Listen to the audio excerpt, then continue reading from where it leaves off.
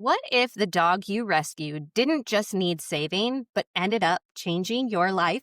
Welcome to The Dog Who Asked for More, the podcast helping dog parents who feel stuck and overwhelmed by their pup finally let go of the guilt, learn to communicate clearly, and build the bond you've always dreamed of through a partnership-based approach that combines training, nutrition, and enrichment instead of chasing the quick fixes that don't actually work.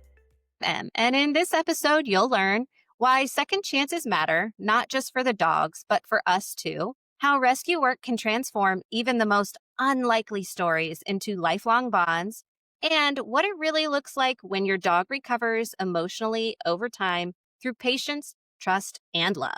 Today's episode is extra special because we're celebrating Toby's 12th Gotcha Day and talking about the power of second chances. Toby's story isn't just mine. It's one of resilience, trust, and what happens when someone believes in a dog that the world overlooked. To help honor that fact, I invited Tracy Fosterline, a passionate rescue advocate and foster who's seen firsthand how patience and love can rewrite a dog's future. Together, we're going to dive into the realities of rescue, recovery, and what it truly takes to give dogs like Toby the lives they deserve. Tracy, can you share a moment or a story where a dog's behavior was actually an ask, something you hadn't quite experienced yet, and how you showed up differently in response? It's funny you asked that because yesterday I was going through all my old footage of my current foster dog Blossom and making the story of I've had her for 6 months now, and I got to the part where I had just started to try and leash her. If you don't know Blossom, she was feral. She still kind of is feral. I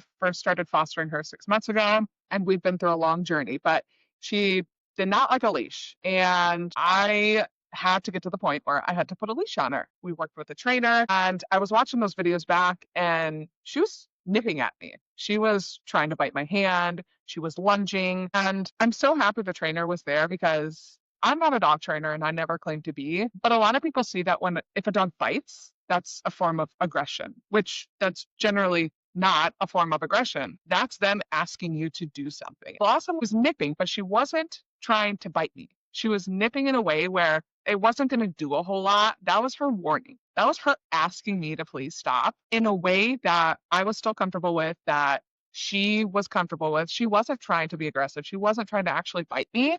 And I had never really worked with a dog that was actively doing that to me. And so my first thought was, oh my gosh. But then the trainer kind of talked to me and was like, this is her way of telling you she doesn't want to do it in a respectful way.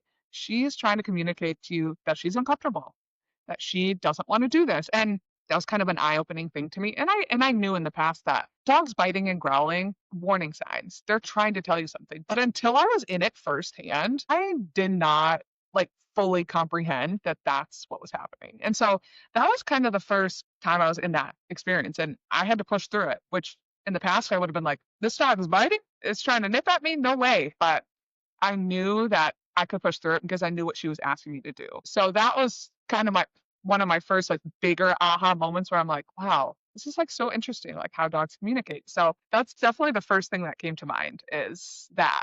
And we got through it, but we had to do it in a way that was respecting her space and respecting what she was trying to tell me, and then what I was comfortable with doing. People automatically assume that dogs who bite are being aggressive. They don't necessarily understand that they are afraid or they don't like it or they're annoyed by what's happening. I like to tell this story about Toby because when I went to the shelter to rescue a dog, found Toby, and I had visited all of the other dogs in the rescue, and Toby was in the last run. And he's a 12-pound dog. Normally they keep the smaller dogs in smaller areas, but he was in a full-on run. And I found out that it was because they couldn't put a leash on him because he freaked out so badly.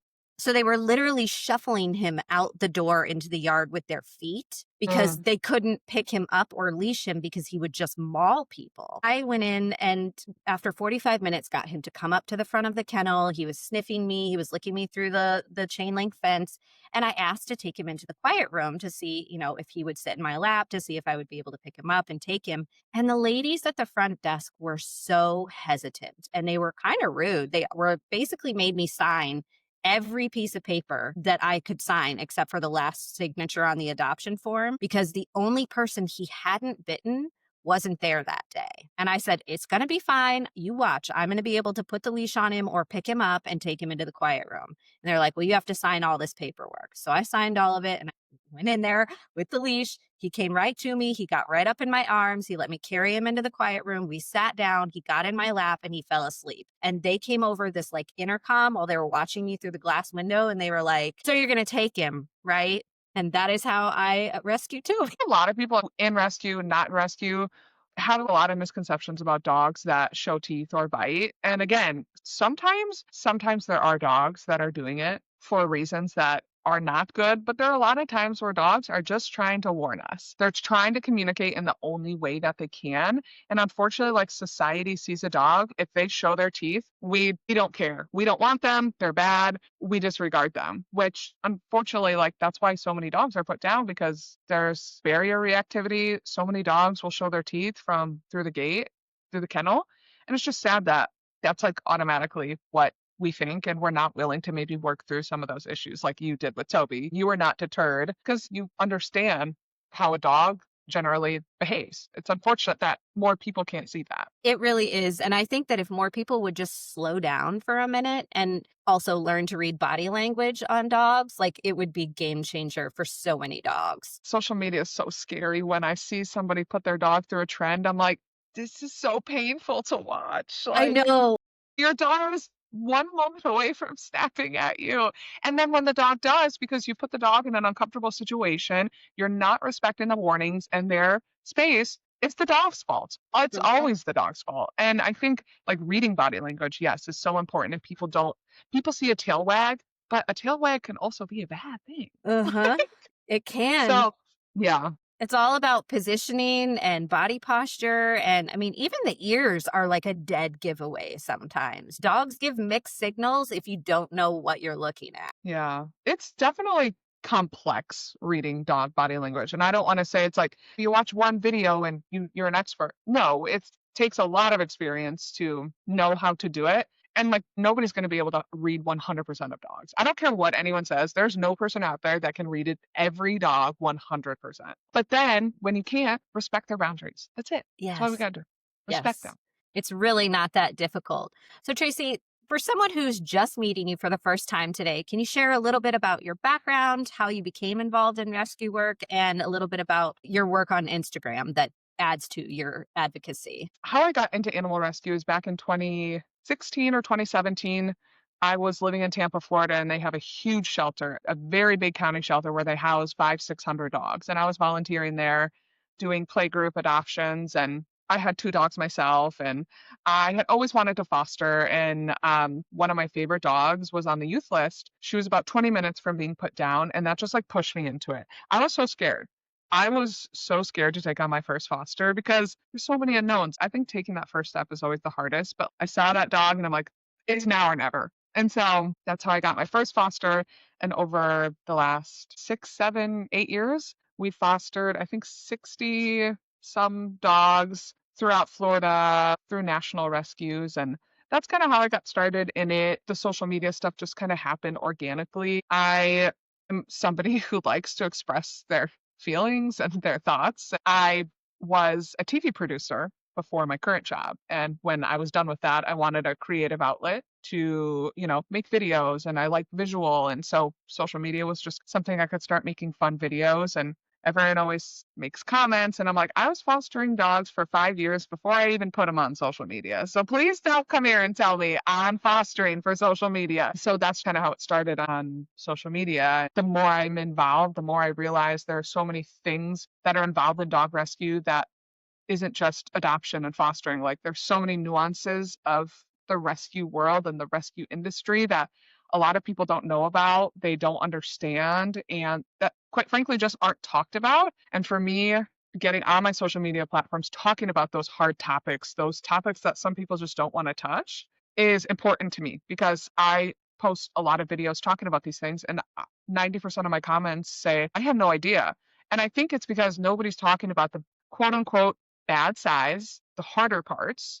We see all these videos on social media that are amazing of dogs being saved and rehabilitated, which is awesome. But we also have to show some of the sides that aren't that awesome, because when people get involved, they're not shell shocked. And like, wow, I had no idea this happened in animal rescue. And so I just try to prepare people for some different things that I've personally gone through and personally dealt with.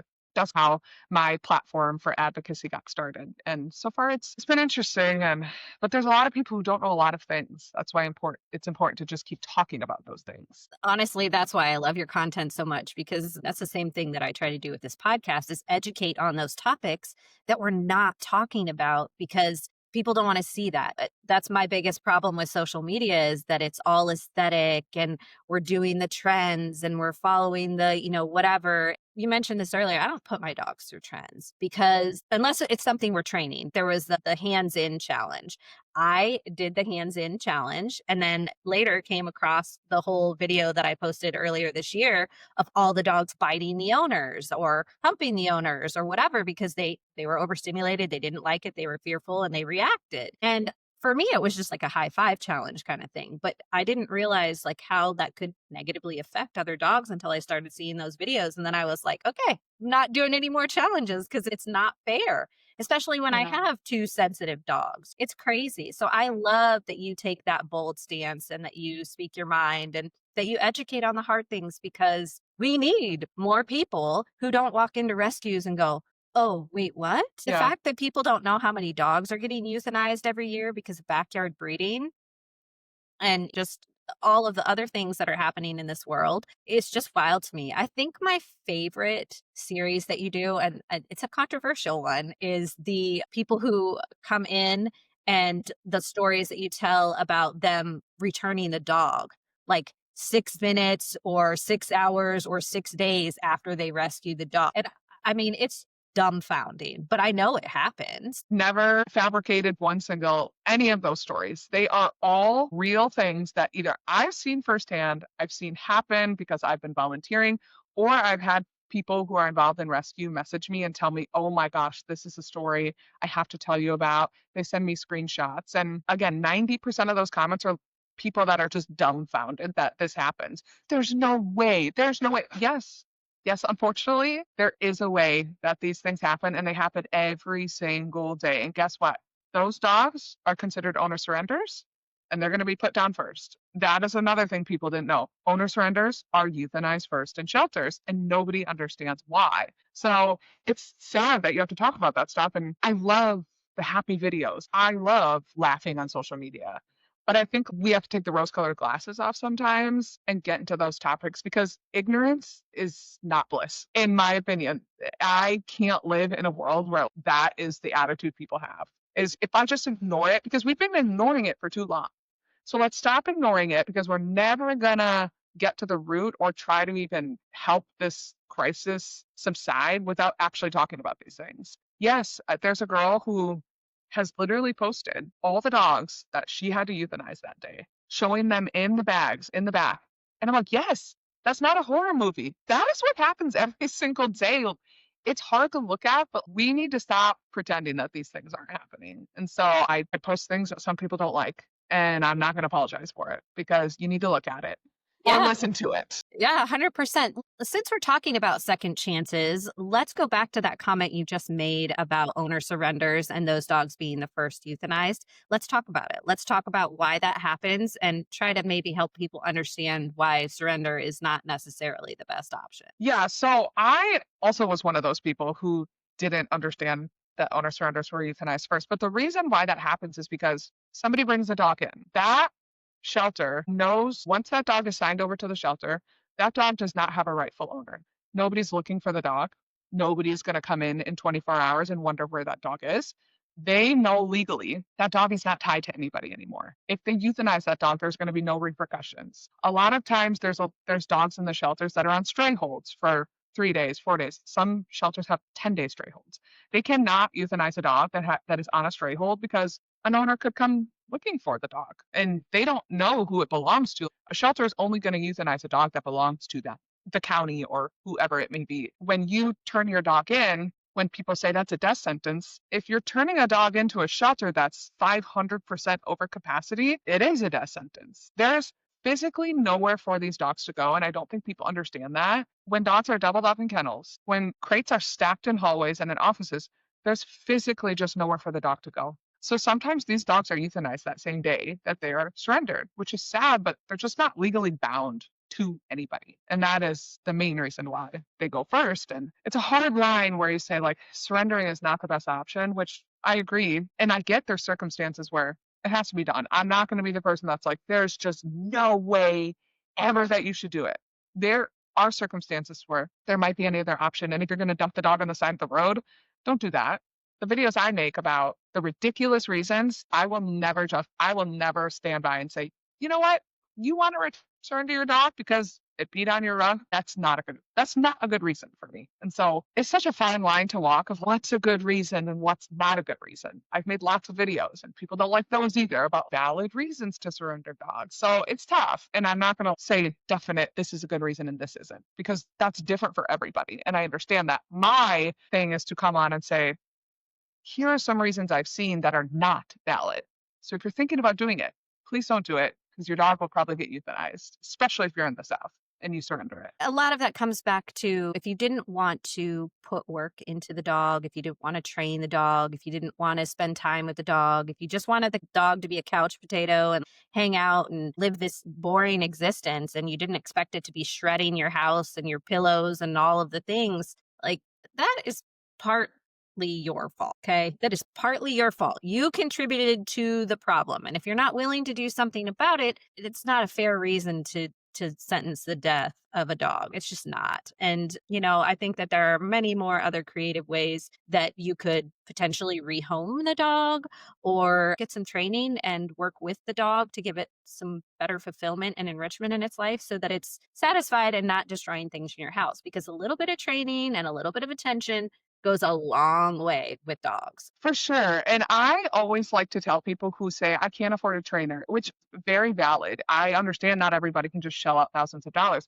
YouTube is an amazing resource. Social media is so powerful when it comes to the offerings they have of dog training. You can learn so much online about dog training. And what I've also learned about being on social media is people don't understand how to properly take care of a dog. And that might not be their fault. They were just never raised to understand that dogs have to be enriched, especially certain breeds. When I started making enrichment videos, like ideas, people had no idea that dog enrichment was a thing. And so a lot of people get dogs, they're shredding stuff, but they don't understand why. Enrichment is something that needs to be stimulating their brains. Like that's something people don't know. That's hard too. Is like, how do you educate people out of something they grew up seeing their childhood dog for 20 years sit on the couch and do nothing? And then they get a dog and they're like, well, why is it tearing my stuff up? Well, it's an Australian Shepherd. Their parents had a 12-year-old lab, And so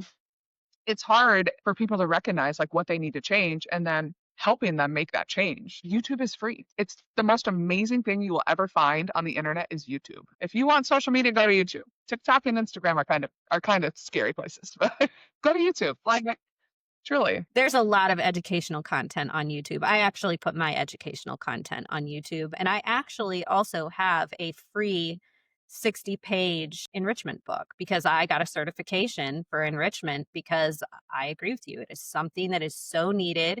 It's something that most people don't realize is a thing. It's not just extra or some bonus thing that you do for your dog. It is essential to their well-being. And to your point about the dogs that are in homes now, there's less dogs doing the jobs that they were meant to do and more of those dogs ending up in homes. And people don't do their research at all. And then they end up with these breeds of dogs because that Malinois looks awesome or, oh, Aussies are so cute and they have such great personalities. Well, yes, but can you handle a dog right, like this that? Belgian's going to be such a good guard dog.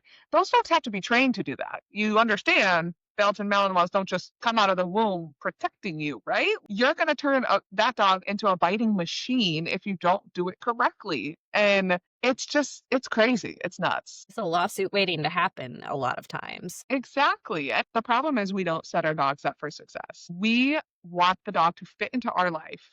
We're not willing to do any work for these dogs. We want a perfectly amazing trained dog to come in, fit right into our lives. And if it inconveniences us in any way, and I mean us, not me, people, not me. If it inconveniences them in any way, they're out. because we live in a society where they want instant gratification. They want a dog that's going to go to dog parks with them and go to breweries with them and be the perfect angel. But we're just not willing to put the work in and setting them up for success. And that's the problem. Like, I just wish society, when it comes to dogs, put more value on setting them up to do the right things. It's not their fault. It's not their fault they're acting poorly. What they're bred to do. People get crazy about this, but I'm going to compare dogs to kids here for a second. Because when you're raising a toddler, if you don't teach the toddler that they can't smear their food all over the wall, they're going to smear their food all over the wall.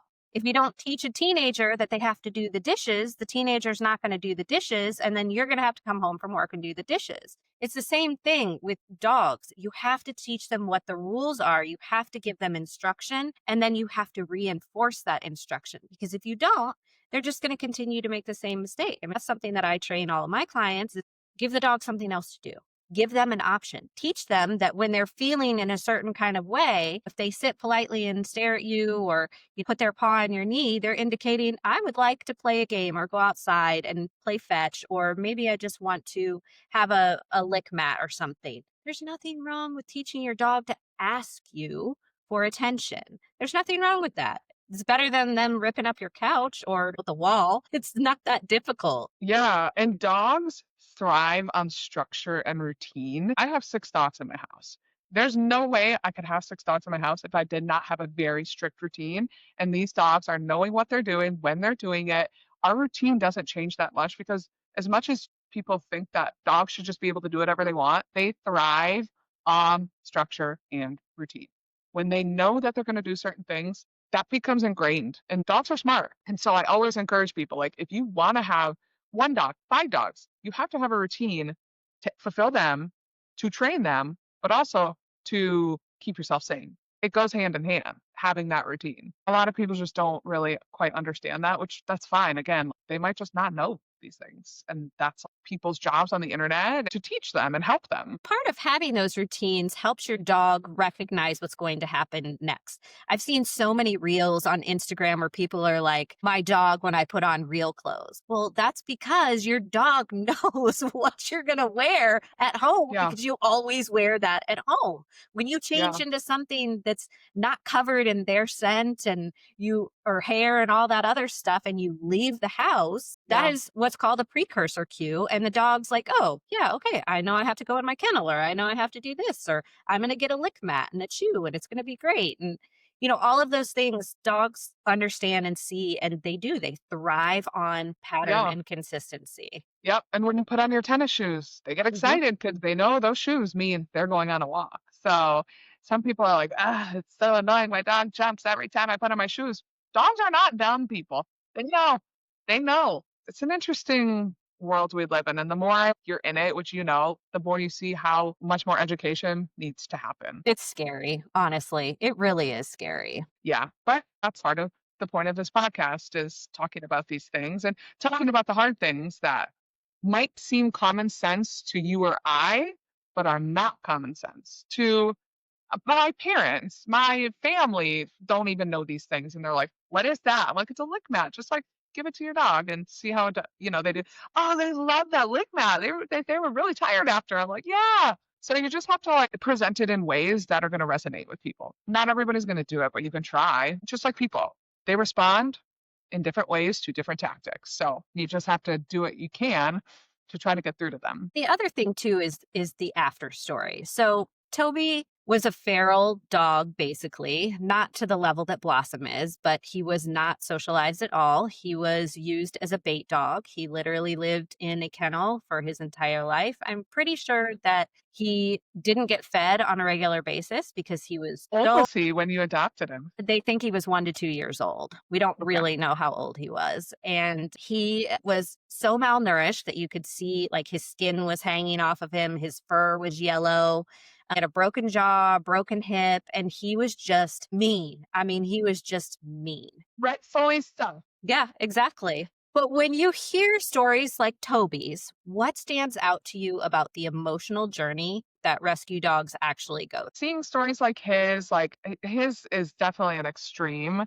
And Blossom, seeing stories like his makes me realize that every dog is different and every dog's journey is different.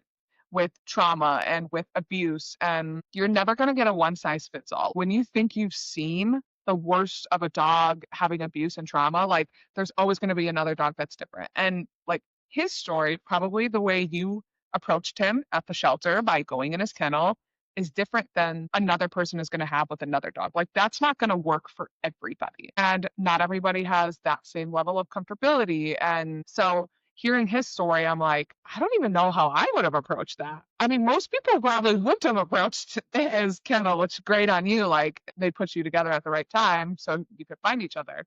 And I just try to stress that to people is every dog's journey is different. We get on social media and we see these amazing transformations of these dogs that had traumatic pasts and were abused.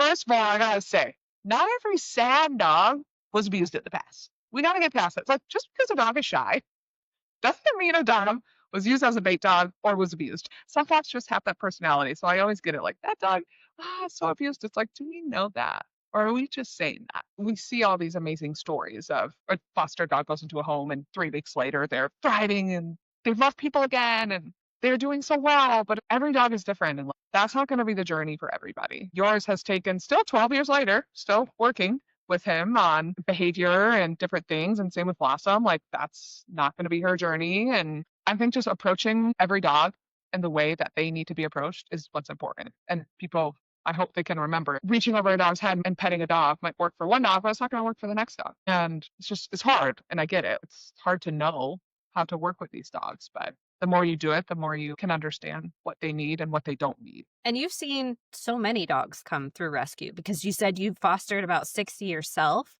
Can you share a story, whether it's yours or someone else's, that really shifted your understanding of what second chances can look like? I don't want to always go back to Blossom, but I am going to because a lot of people ask why.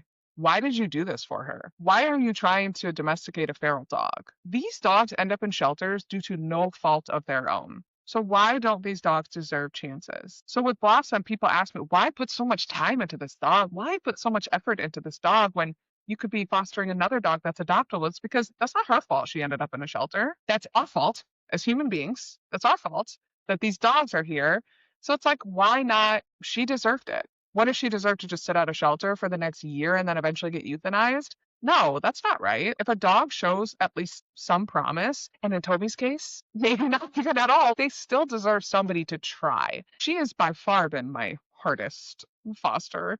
I had another dog about 6 years ago that I thought was feral that had nothing on Blossom, but he was another case that very shut down, very shy, but I could at least get a leash on him. And that was my first dog that wasn't quote unquote normal. That was my first experience with it. And I like had to travel for work and I left him with my husband. And my husband was like, I don't even know what to do with this dog. But what is going on? Because I do 95% of the caregiving. He's like, I don't know what to do with this dog. Why did you leave? He doesn't just go outside. I'm like, yeah, no, he's not like the other ones. That was my first experience where I'm like, okay, I'm going to have to be ready for not the perfect puppy all the time. And I try to stay away from puppies, but sometimes they just end up with me. Sometimes they just end up with you, and that's how it goes. Blossom's story is really very inspirational, and just watching her blossom, like you named her perfectly, it's been such a joy just to see those little shifts. I did see your video that you posted the other day of all of the clips of you trying to put the leash on her and getting her comfortable with it and having the bike glove and all of the things that you did for her. Some dogs just require that small amount of time and effort and energy. And you're right, it does take the right person to do that, which brings me back to another Instagram video that you posted recently, which is about how rescue workers and adopters are oftentimes the people who are hurting the rescue the most, and how sometimes That was controversial. yes, it was controversial, but it's so, I think that it's true. Like, we're rescuing for ego and this God complex and this superiority. And look what I did. It is my personal opinion that rescue is just the beginning of the story. Yes, Toby has a horrible background and a horrible story, and I do share it for educational purposes, but you don't see that content on Instagram because that's not his story anymore. We've been together for 12 years. That's not his story. He's turned into this crazy little senior potato dog who has big opinions and the best side eye I have ever seen because he can judge you from 4 rooms over. People get so stuck in, well, I have 8 rescue dogs. Oh, I have, oh, look at all the good that I've done. But like, I would like to know how many of those people have taken on challenges like you have and done it so that the dog can have a better life, even if you're just the transitional person to get her into a final home or to get them into a final home where, they didn't actually do any of that work that made them adoptable. So I just think that it's really important that people realize how much time and energy goes into getting these dogs homes sometimes. That is another part that I like to talk about is just how hard rescue is because you get on social media and you say, this dog was rehabilitated and adopted. But do you know what went into this dog? How much time, but also how much money goes into these dogs? It's not just you pull a dog from a shelter, they go into a home and it's free. It's people's times, people's money, the rescue's money, donations. And they're great stories to watch. But, I love when people actually talk and show the hard parts of it and what went into it. Like that video I made took me hours to make. I'm like, this is 6 months of footage. I took on a bigger project than I could handle on that one. But yeah, and the video that I made about people in rescue making it harder, like the people are making it harder than it has to be. And that's the problem is because people get into rescue, probably with good intention. Why else would you? But they get into it and then they realize social media exists. And social media is a cash cow for donations. I see so many people asking for donations on social media who don't have a 501c3, who aren't registered anywhere, that aren't actual rescues and are asking for donations. And those are the type of people that are ruining rescue because somebody donates and they never see that money again. Or people in rescue who get into it for the right reasons, but they get these egos, which I don't know why we have egos in dog rescue, but we do. My rescue is better than yours. I've rescued more dogs than you. My vetting process is better than yours. Like, why are we comparing? The end goal is to get these dogs adopted, but y'all have made it so difficult to work with some of you. I've worked with rescues once, never again. Why are we talking down to people in rescue? Why are you treating your volunteers and your fosters like they're idiots? You ask for support, you get it, and then you treat these people poorly. And that's one of the biggest reasons, mostly that I was talking about, is people in rescue, unfortunately, are not always nice and they turn people off. If you don't have thick skin, you will not last. If you get in and sometimes your rescue says things to you that are or ask things of you that are, if it raises a red flag in your mind, walk away. I've walked away from so many rescues where I'm like, this is not, no, no, this is not what we should be doing. If you're going to treat me like crap and I'm donating my time and my money to you, you don't deserve my time and money. And that's the problem is I just had so many people message me and be like, I worked with a rescue once and they treated me like shit. It's like, why are we doing that? Why are we treating these people who are trying to help you like shit? That should not be the case. And I get it. Rescue's hard. It's emotionally draining. It's physically draining. It's mentally draining. It's a thankless job, essentially. But now social media exists where they can be hailed as heroes. And now that's where these people come out of the woodwork and they start rescues. It's a whole thing. You know what I'm talking about. But I just think we should try to support each other rather than just tearing other rescues down and tearing people who are trying to help down, which I don't even know why. We're rescuing dogs. Why is this dramatic? Here's some drama in dog rescue, It's so confusing. Rescue should be a collaborative effort, whether that's rescue to rescue or a volunteer to rescue or a doctor, foster, any of that stuff. All of those things have to happen in tandem. They have to work together in order to be successful. So we can't Yeah. be jerks and be treating people terribly or talking about potential adopters when they're not there. There's just so many shady things that happen in rescues, and it's really, really So sad. many. We'll never get out of this hole that we're in if rescues can't work collaboratively or shelters can't work with rescues. It's like we're shooting ourselves in the foot because we can't get it together and understand that the goal is the dogs. The goal is not to get as many donations as possible. The goal is not to get as many social media followers as possible. Yes, that helps. But if that's what you care about, do not get into rescue. If you care about the number of followers that you have on social media, you're not in it for the right reasons. If you care about the number of animals that you're saving and that's the most important thing, do not get into rescue because you're not in it for the right reasons. If you start fostering a dog and you post a video and it gets 100 views and you're upset over it, do not get into fostering. We shouldn't be getting into this for social media and notoriety and people saying you're the greatest person on planet Earth. Like, that's not why. And unfortunately, social media is a blessing and a curse in that way. It's hard. Like, it's amazing. When TikTok was going to be banned, I was like, no, so many dogs get saved from this app.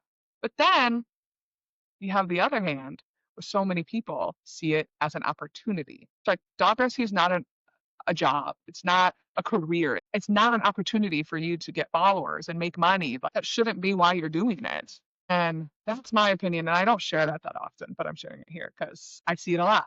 Unfortunately, that's what happens. People say, well, you are on social media. Well, I fostered dogs for like 6 years before I even posted them on social media.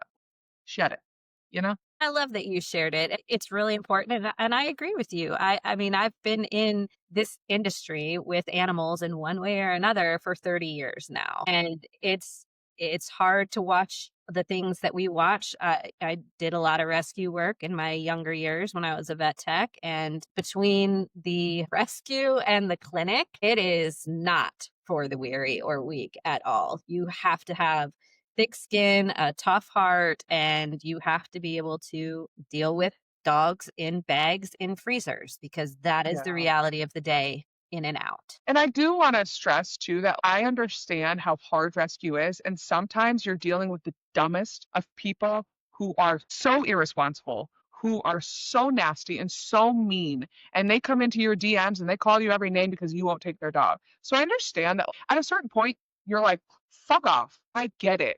There's some days where these rescues do so much, and then people still continue to treat them so poorly and so poorly. And that's hard because then they build up this inside. They're like so bitter and so resentful towards the public because the public treats them like crap. But then there's some people who come in and they're just trying to help. And then in turn, you start treating everybody like that. And it's hard because you do it for 30 years and you see the worst of the worst of the worst of people. And your mind is just people suck, but not all people suck.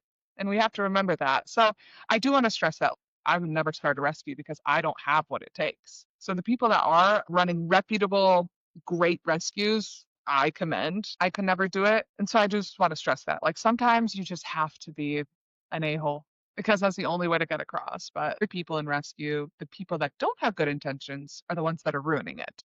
With your experience, especially with Blossom, you have been in what I like to call the messy middle. If the person listening right now is in that messy, hard middle where their dog is still learning to trust them, still learning the lessons and the rules of the house, what would you say to help them understand that it's okay if they're not getting it right and what to look for to help them get it right? It's okay to have breakdowns. I did it several times on boss. I always joke that every time I would have a breakdown, a breakthrough would happen. Right after I would have a breakdown, a breakthrough would happen. And I want to stress it's okay to like feel. It's okay to feel overwhelmed and it's okay to feel like things aren't going right. That's a normal feeling. And I want to stress that fostering is hard. It's an amazing thing to do. But sometimes you just have these feelings where you're like, what am I doing? I can't do this. What have I got myself into? I'm so bad at this. I don't know what to do. That's a normal thing, especially with dogs who, like Toby or like Blossom, who are harder cases. You're not a bad person because you feel like you're not doing well or you're not helping the dog. There were times where I would cry when the trainer would come over and I'm like, I don't know what I'm doing. I don't know if I can do this. This is so hard. I like to stress, feel the feelings. Like it's okay. You're not a bad person because you're like, no, I need you helping. Why aren't you listening to me? And then like after I was done with that and I talked myself down, I'm like, I have to remember like these dogs don't know any better. They're not doing this stuff to you. They're not seeing you and being like, I'm gonna make that person's life hell. Dogs aren't doing anything to you. They're doing what they know how to do and what they were brought up doing. Blossoms growled at me because that's the only thing she ever knew how to do to communicate. She doesn't do it anymore, thankfully, but she did it for 5 months. Just remember, the dog is not trying to make your life hard. This is how they're communicating, and it's your job to teach them. And not every dog is going to learn the same way. The tactics I use with Blossom, I could not use with Penny. So every dog is different, and it's not a one size fits all scenario. Like every foster dog I've had to do different things with each and every single one. Maybe set aside, like if I'm fostering an 8-week-old puppy, it's pretty cut and dry for the most part. But older dogs, every path is different, every timeline is different. You might have had one dog that came in and it took them 3 weeks to learn how to be potty trained or learn how to walk on a leash. And then the next dog you're going to get is going to take 6 months. And so that's what I would just try to remember and ask for help. You're not a failure because you asked for help. I have fostered 65 dogs. I didn't know what I was doing with Blossom. I was in over my head and I was not afraid to say it. I needed help. And just because I'm experienced doesn't mean I know everything. I know when I'm in over my head and I'm good to ask for help. So reach out to the rescue, reach out to the shelter. They will help you. If they don't, get out of there. I don't find another rescue, but just ask them. I would just text a rescue and be like, I don't know what to do. Dot, dot, dot, and likely they're going to have a trainer to help you. They're going to have resources to help you. You're not a failure because you don't know what you're doing. You're not a failure to ask for help. And that's the only thing I can stress. Because the more you don't ask for help, you're going to resent the dog, you're going to resent the rescue, and you're going to resent the whole process of fostering, and you're never going to want to do it again because you're going to feel backed into a corner and you don't know what to do. And it's not going to be a good experience for you. And we need good fosters. So just know when you're in over your head. It's hard. Trust me. I'm like, all right, I don't know what to do. Like, I was crying. My husband was like, maybe you should call a rescue. And I was like, yeah, probably. Maybe I should call the trainer. Like to add that applies to anyone with a dog at all. That doesn't just have to be a foster or rescue dog. If you are struggling with your dog, ask for help. I spent way too many years with my other dog, Fitz, not asking for help, crying myself to sleep, wanting to rip my hair out every day because I just didn't know what to do with him. And then when I finally started asking for help, that's when things started to change. And now here we are. Don't be afraid to ask because your dog is asking you for help all of the time. And sometimes you need to ask for help to help your dog. Yeah, the things that they're doing is their way of communicating with you that they need help. They're not doing things out of spite. I don't care what people say. A dog is not going to do something out of spite unless you have the smartest dog on planet Earth. But most of the time, these dogs are doing what they know how to do. And again, it's your job to teach them as a foster, as a dog owner. That's your job to provide for them what they are asking of you, just like a child. It is your job to provide what they can't provide for themselves. A dog can't train themselves. A dog can't learn how to go to the bathroom outside. We expect dogs to know how to do too much. We have just gotten in this society where the dogs, one, they should be potty trained. Well, not every 1-year-old dog is potty trained.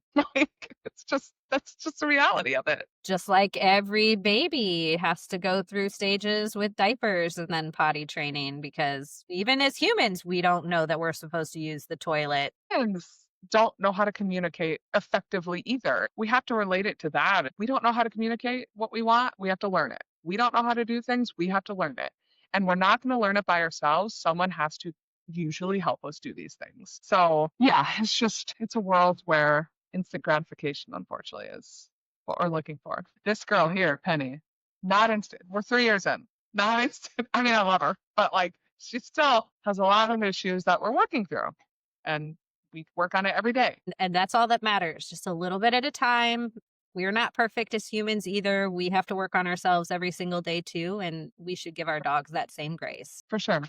Yeah. If somebody listening wanted to support rescue in a meaningful way, if they can't foster or adopt, give them some ideas on how to pitch in. There's a lot of people who just, for whatever reason, can't adopt, can't foster, and that's okay. If you can volunteer at a shelter, do that. If you want to volunteer and you're not comfortable walking dogs, go to the cat room. I know it's always all about the dogs, but there are cat rooms too. If you're not comfortable being around animals at all, they need people to do laundry. They need people to do dishes. They need people to restock the shelves. They need people to make enrichment. That's a really great way to get involved and also like immerse yourself in the shelter experience because you will have a totally different mindset the second you step into a shelter and spend time there. You don't even have to be handling dogs to start learning about the processes and what actually happens and like what the procedures are. And I get not everybody's comfortable handling dogs, and that's okay. But there's like a million other things at a shelter. You can walk into a shelter, make a huge difference without even handling an animal. And I think people automatically think, I have to walk dogs and I have to take them out and I have to this. You don't have to do that. And another way is I know people think like, well, what is my like or my comment going to do on a post? A lot. Sharing, liking, putting a comment under a video, it makes a huge difference. These dogs are not being seen, and that stuff helps. I recently went to and played in a charity golf tournament for a humane society in Florida. They have events all the time. Just go and support, go participate. If you like to play golf but you don't want to walk dogs, go do that. They have events all the time that they need people to man the tents. They need people to do paperwork. They need people to, do the admin side of stuff. There's so many things you can do. And of course, fostering and adopting is important, but these other jobs and other responsibilities are equally as important as that, because without doing that stuff, these dogs are not going to get out of a shelter and they're not going to have a good experience at a shelter. Enrichment for a dog at a shelter, it's huge. 20 minutes a day really helps of a lick mat, really makes a difference. Those are just some of the things off the top of my head that I can think of that are pretty feasible, that don't cost money. You just can do it from home or you drive to your local shelter. There's probably one within 10 or 15 minutes of your house. So I always try to stress other ways to get involved on my channel too. It's super important to give back in your community. And if you want to be involved with dogs and you can give back in little ways, just liking or commenting on a post, that helps it send it out to more people or share it. That's one of my favorite things to do is when I see somebody posting about a dog that they're trying to get rescued or it's like a rescue feature of the week or something like that. I love to share those dogs because you never know. That share could get that dog adopted. You just don't For know. sure. For sure. That happened to me. I was fostering a senior dog. She had skin issues. She was just rough, but she came from a hoarding case. I had her for 6 months. I had no interest. I posted her on Facebook, and the one person shared. People who you're not friends with are going to see it. And a lady saw it who lived an hour away from me because she was friends with that person. Was like, I'm going to adopt her, and that's how we found it. So it's like, I'm just one person. I hate that mentality. I'm just one person. I'm not going to make a difference. But you can make a difference just being one person. Because what if everybody thought that? Nobody would be doing anything. One share could change a dog's life. And so I'm just like, share, share, share, share, share. I was like, repost, repost, repost. I love it. And it takes 2 seconds to do. Before we wrap up, I'd love to end with a little bit of homework for humans. If you could give the person listening one small, meaningful action that they could take this week to support rescue dogs like Toby and Blossom, something simple but impactful, what would it be? To support rescue dogs, I'm trying to think of one small thing. I know we were just talking about social media and sharing and engaging in content. That's the easiest thing I can think of. But really, if you want to support rescue and support some of the harder cases, is when you see somebody posting content or just go watch a video about a story about a feral dog. Just go see what goes into this, what goes into rehabilitating these dogs and all the time that is spent with these dogs. Because again, I think when it comes to content, we want to watch 5 seconds and we want to scroll, but like really watching what these people and these animals have done makes a huge difference and will really open up your eyes. And it's like, wow, oh my gosh, this is what it takes for harder cases. But the end result is 9 times out of 10 going to be very rewarding. There are some cases where it's just sometimes things happen. Not every dog is saved. And unfortunately, that's a mindset that being in rescue, unfortunately, you have to understand. I came across a woman, I was at Global Pet Expo, and I met her, and she said, I can never go to a shelter. It's just too emotional for me. I would want to take every dog home. And I think the biggest thing I would think is really look at that statement and ask yourself, is that true? Because there are so many people out there that can make a difference, but they think immediately, I just couldn't handle it. Maybe to try to take a step that's watching more videos about shelter dogs. So going back to that story, 6 months later, she messaged me. This was probably a couple of weeks ago. She's like, Tracy, I just want to let you know I stepped inside my first shelter today. I didn't think I could ever do it. It was really sad for me, but I just went and I walked around and I want to try to get more comfortable with being in this environment. And I was like, that's amazing. Just simply stepping foot in a shelter and looking at dogs is something small you can do. Because again, you've seen the comments. I could never. It's too emotional, which it is. I'm not mitigating that at all. But just trying, at least trying to take that step to maybe walk around a shelter. Shoot, go sit in the parking lot and listen to the dogs bark. It's hard, but it's something that is part of it. Every time I come back from the shelter of volunteering, my husband's like, how was volunteering? I'm like, it sucked, but it was good. a double-edged sword of like, it's so great to go and help, but it is sad. So you have to try to regulate those feelings somehow, which it's harder for different people. Like it's different for everybody how you do that. So that's what I would say. Like long-winded answer, which is constantly what I give. That's what I would suggest. And I know it's hard to take that first step. I totally get it. My first foster dog, I was terrified. Taking that first step will open up so many doors for you. Most people don't get involved because they are too scared to take that first step. It is scary, for sure.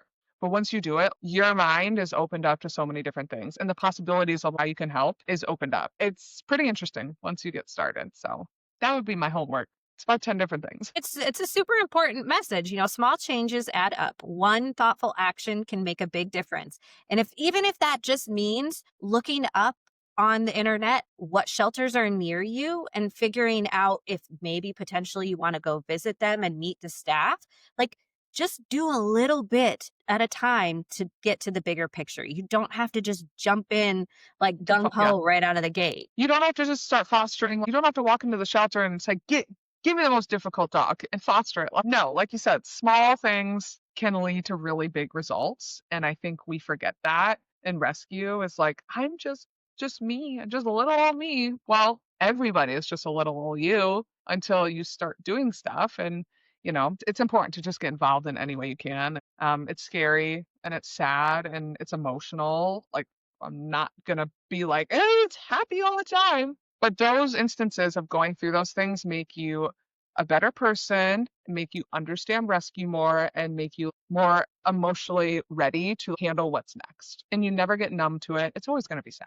You see so many great things in rescue, which I think people forget is there's so much good that comes from it. I've met some amazing people. I've met amazing dogs. I have 5 of my own dogs. Like, it's an amazing community to get involved in. When you are in it with the right people and you meet the right people, you have friends, you have support system. Like, people that don't understand anything else, like you can go to and be like, and other people outside of rescue don't understand. I don't care what they say. People outside of rescue will not understand what you're going through, but they're just dogs. If you have that love, get involved because you're going to meet so many like-minded people that will help you through the process of when it's hard and when it's stressful and when it's sad. Like other people that aren't involved can't help you through that. Only the people in rescue can do that. It is a special community. That is for sure. It's one unlike any other. It really is. But it's great. It is. Just get involved. That's all I can say. Today, we celebrated Toby's 12th Gotcha Day, and in doing so, we honored every dog who's ever been given a second chance. Toby's story is important proof that rescue isn't just about saving lives, it's about building partnership that changes both of you.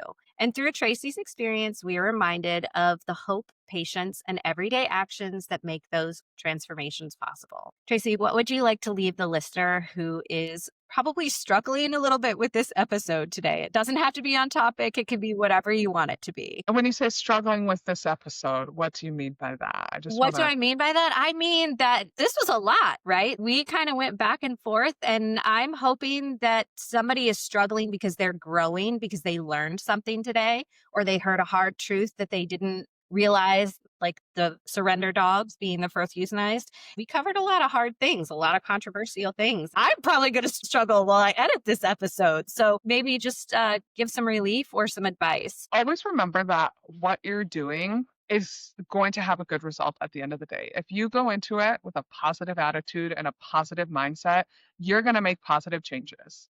It's just like anything you do in life. You're going to have things in your job, in your relationship, in your friendships that are hard, but they're always worth it in the end. Maybe not your job, in your relationships in life, like you're going to have hard things that you have to work through, but it's always worth it in the end to get that end result, to get that really great friendship, that great relationship, that great job. And that's how you have to think of it too. Go into it with a positive mindset. Yeah, you're going to hit bumps. You're going to be sad. That's just part of it. But it's always going to be really great at the end. Seeing blossom now, it was worth it. It's always going to be worth it. And just remember that. And you're changing dogs' lives who would never get a chance otherwise. You're completely changing a dog's life. And that's huge. Like, what's that saying? To you, they're just a dog, but to them, you're their whole world. Like, that's so true. You are a dog's whole entire world. Whether you're fostering or adopting, you're changing that dog's life. So just remember that. And it's a fun journey. We talk about hard things, but sometimes it's good to explore those hard things. We can't ignore the hard things and expect change to happen. And that's just what I'm going to say is don't shy away from the hard things sometimes. So remember, be kind, spread joy, and learn hard things so you can change a dog's life today. This episode is brought to you by Pet Matrix, the science-driven premium canine supplement company on a mission to help dogs thrive at every stage of life. Their advanced cell matrix delivery technology fuels wellness right at the cellular level, so your dog gets real results where it counts, just like mine have. With Move, you're supporting joints, bones, and recovery. With Think, you are helping calm the nervous system and sharpen focus. And with Protect, you're getting gut health and immunity. Don't sit on the sidelines when it comes to your dog's health. Jump into the Pet Matrix today and see the difference.